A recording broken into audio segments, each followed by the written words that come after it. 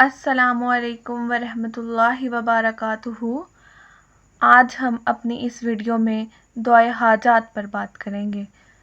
جو شخص ہر نماز کے بعد اس دعا کو ہمیشہ پڑھے گا، خصوصاً جمعے کی نماز کے بعد، تو اللہ تعالیٰ ہر خوف کی چیز سے اس کی حفاظت کرے گا، اس کے دشمنوں پر اس کی مدد کرے گا اور اس کو غنی کر دے گا، اور اس کو ایسی جگہ سے رزق پہنچائے گا جہاں اس کا خیال بھی نہ جائے، اور اس کی زندگی اس پر آسان کر دے گا اور اس کا قرضہ ادا کر دے گا، اگرچہ وہ پہاڑ کے برابر ہو۔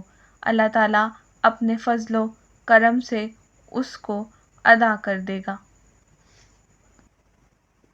اللہ کے نام سے ہم آغاز کرتے ہیں۔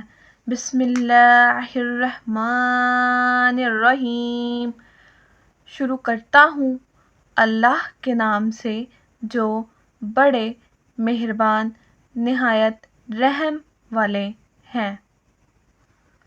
یا اللہ، یا احد، یا واحد، یا موجود، یا جواد، یا باسط، یا کریم، یا وہاب، یا ذو الطول، یا غنی، یا مغنی، یا فتاح۔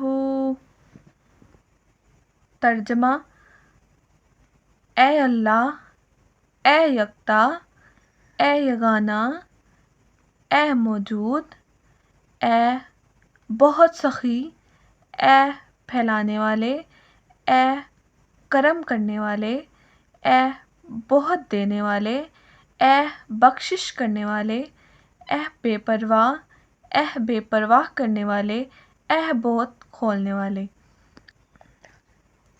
آپ اس دعا کو جمعے کی نماز کے بعد پڑھیں، انشاءاللہ آپ کی تمام حاجات پوری ہوں گی۔